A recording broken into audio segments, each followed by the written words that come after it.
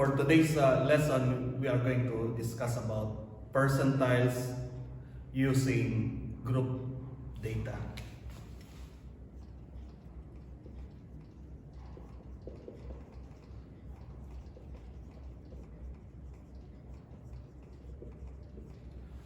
I'm going to give you the sample data. Let's say we have 15 scores.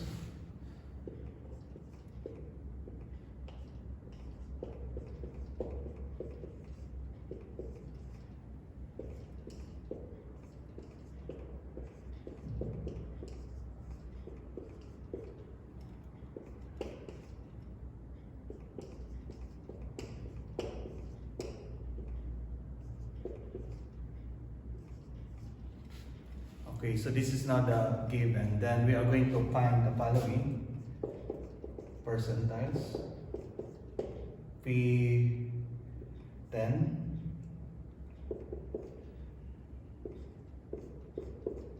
P35,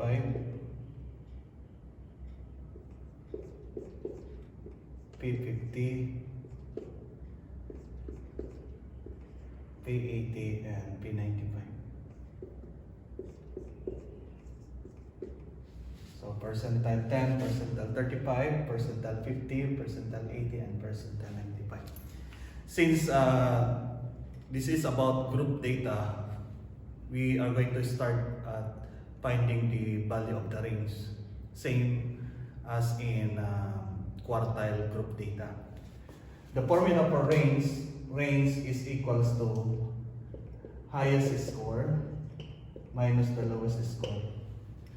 So the highest score here is 60. 60 minus 10. So the answer is 50. After that, find the interval. Interval is equals to range divided by 10. So always use 10 as your divisor. So 50 divided by 10. So the answer is 5.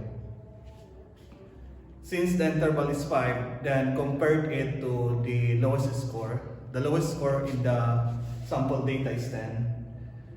5 is divisible by 10, so we will start here in our class interval. Start at 10. Okay. Then 10 plus 5 equals 15. Plus 5, 20. So we have 25, 30, 35, 40, 45, 50, 55, 60. So until 60 because the highest score is 60. And then here the class interval will be 10 to 14. Then here 19, 24, 29, 34, 39, 44. We have 49, 54, 59, and 64. So that is the first column under class interval of our table. Then the next one is the frequency. So for the frequency, we will use this sample data or row scores. So this is our row score.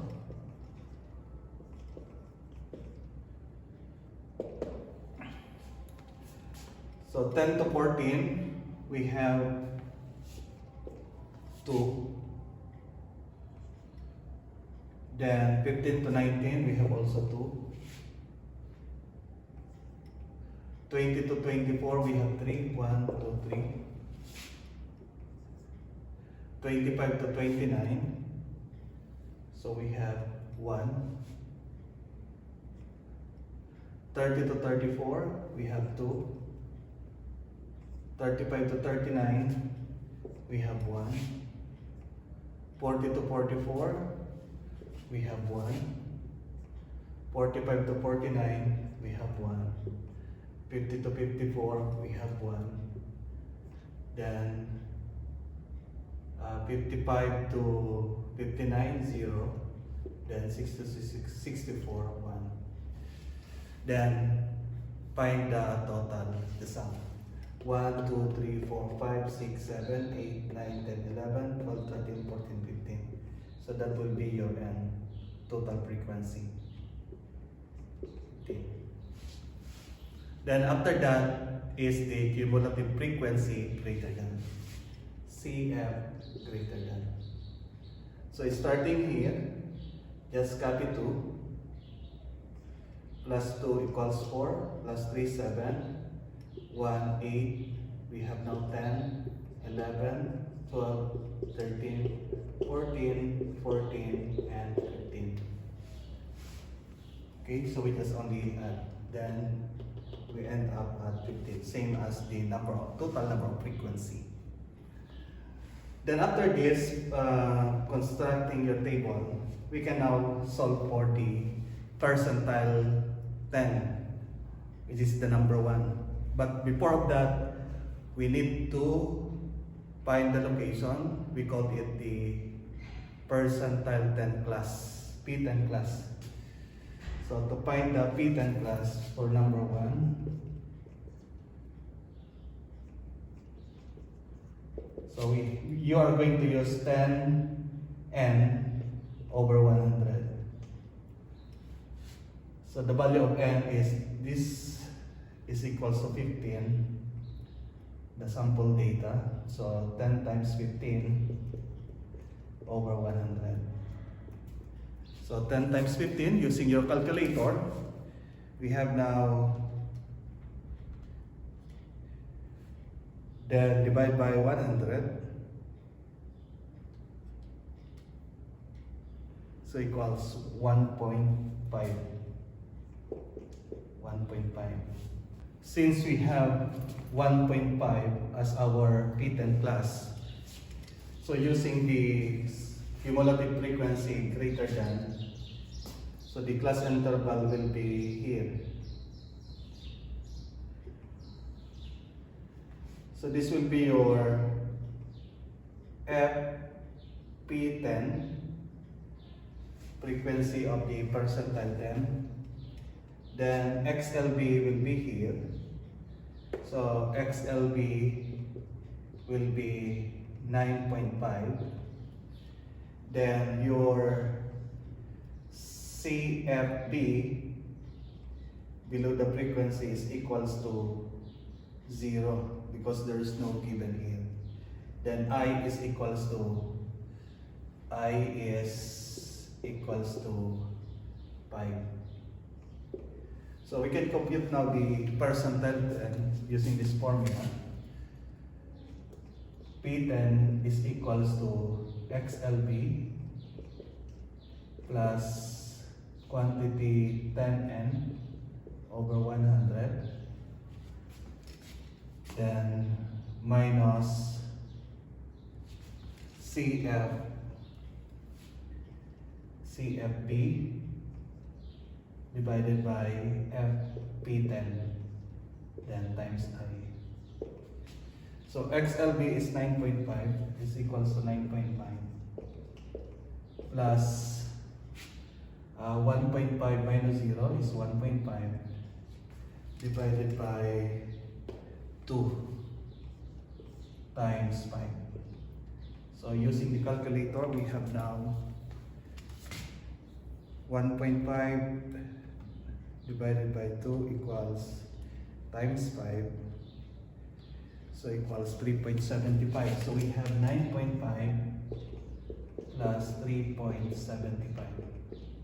So the value of percentile 10 is equals to 13.25.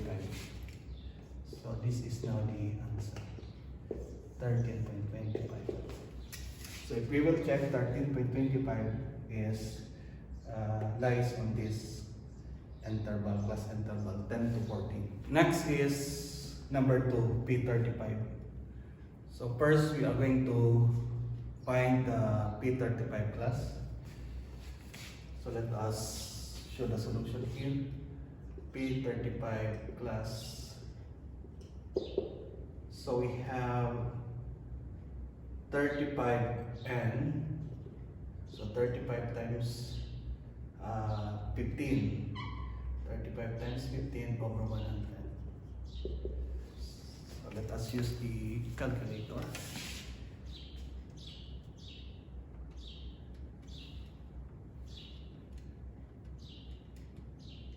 So we have 5.25. So 5.25. And then 5.25 using this. So P35 will be, the location is here. So this is for P35. By the way, this is for P10 a while ago.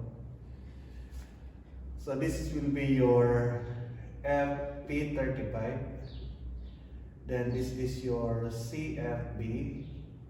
Then this is your XLB of P35. So the same I is equals to 5. So to solve that, percentile 35 equals XLB is 19.5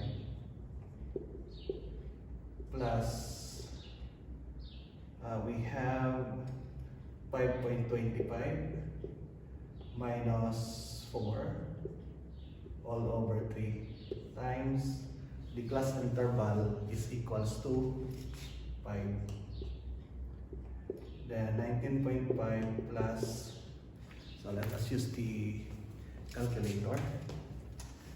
So 5.25 minus 4 divided by 3 times 5 equals 2.08. 2.08 rounded up to the nearest hundreds. Then is equals to P35. So 19.5 plus 2.08 is equals to 21.58. So that is the value for P35. Please try the remaining questions, number 3, 4, and 5 in your notebook or in your paper. Then we will discuss it. Have a nice day.